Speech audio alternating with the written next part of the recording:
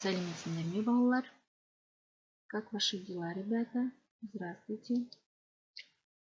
Открываем тетради, пишем сегодняшнее число.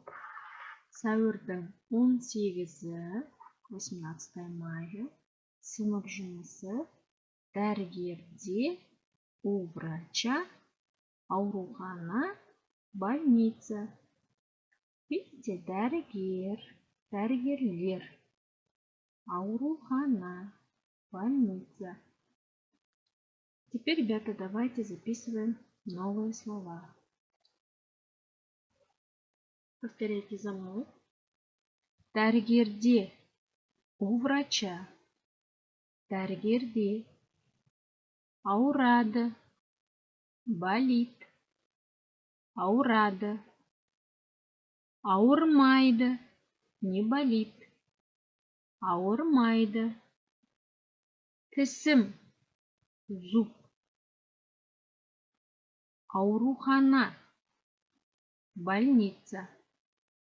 Аурухана, больница. Ребята, тіс здесь будет зуб. Тісім, мой зуб. Хорошо? Первое лицо это означает. Барамын, пойду. Бармаймын, не пойду. Барамын, пойду. Бармаймын, не пойду. Давайте с вами теперь попробуем составить словосочетание. Тісім ауырмайды. Зуб не болит. Тісім ауырады. Зуб болит. Ауруханаға бармаймын. В больницу не пойду. Ауруханаға барамын. В больницу пойду. Вот примерно мы с вами составили словосочетание, которое сейчас будем использовать на уроке. Тыңда, қайтала. Слушай и повторяй, ребят. Дәрігер. Что говорит дәрігер? Сенің тісің ауыра ма? У тебя болит зуб? Менің тісім ауырмайды. У меня зуб не болит. Менің тісім ауырады. У меня болит зуб. Видите, ребята? Повторяем. Внимательно выговариваем все слова. Теперь попробуем по этой таблице правильно предложение составить. Менің тісім ауырады. У меня болит зуб. Менің тісім ауырмайды. У меня зуб не болит. Менің қолым ауырады. У меня болит рука. Менің қолым ауырмайды. У меня рука не болит. Менің аяғым ауырады. У меня болит ноги. Менің аяғым ауырмайды. У меня ноги не болят. Теперь смотрите, ребята. Это урок повторения. Смотрите. Мектеп. Задание для повторения. Мектеп. Что это было, ребята? Правильно, школа, да? Саябак. Парк. Тау. Горы. Теперь, ребята, давайте попробуем с вами ответить на вопрос. Сен қайда барасың? Ты куда идешь? Мен тауға барамын. Я иду в горы. Мен мектепке барамын. Я иду в школу. Мен саябаққа барамын. Я иду в парк. Вот и мы с вами научились ответить на вопросы. На вопрос ты куда идешь. Хорошо? И да. Теперь, ребята, смотрите.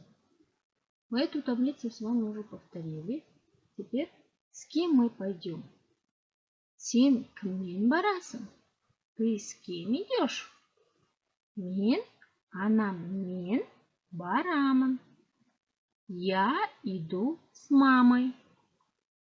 Мен әкеммен барамын. Я иду с папой. Мен әжеммен барамын. Я иду с бабушкой. Мен атаммен барамын. Я иду с дедушкой. Попробуйте с этой таблицы повторить все предложения. Хорошо, ребята, выговаривать, как будет иду и как будет с бабушкой, с мамой буду идти. Хорошо? Так. Теперь, если у вас, например, спросят, сен қайда барасың? Мы отвечаем, мен мектепке барамын. Или в то место, куда ты направляешься, местности подставляешь. Хорошо? Теперь следующий вопрос, если звучит. Сен кіммен барасың? Ты с кем идешь? Мен анаммен барамын. Вместо слова она можете поставить слово, с кем вы пойдете. Хорошо? Например, магазин можно ставить, с папой можно ставить, да? Вот так направление и с кем идете можете поменять и разговаривать на казахском. Это все было задание устное, ребята. Хорошо? Устное повторение. За мной повторяйте и запоминаете. Дальше. Сен қайда барасың? Мен ауруханаға барамын. По нашей теме, да? Те задания были для повторения. Теперь мы говорим, я иду в больницу. Неге? Менің тісім ауырады. У меня болит зуб. Видите, ребята? Ты куда идешь? Я иду в больницу. Почему? У меня болит зуб. Или можете поменять те слова, что у вас болит. Аяғым, қолым, тісім. Хорошо? Следующее. Открываем тетради и прописываем слово тауға, горы. Это письменное задание. Мектепке, ауруханаға. Полностью прописали красиво. Теперь вам задание дано. Где знак птички, значит ставим иду.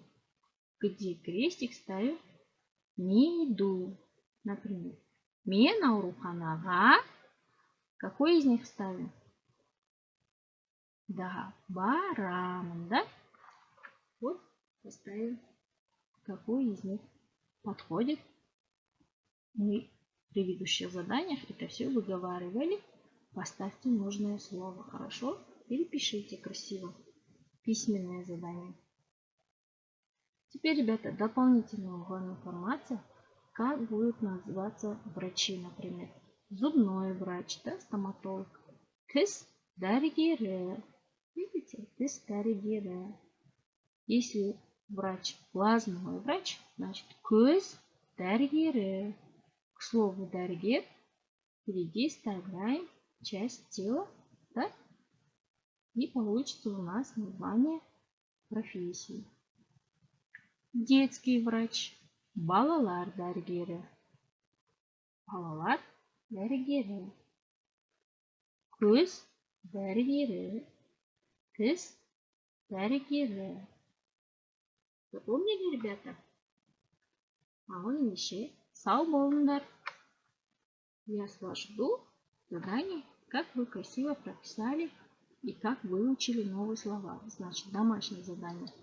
Прописать эти задания в тетради и выучить сөздік.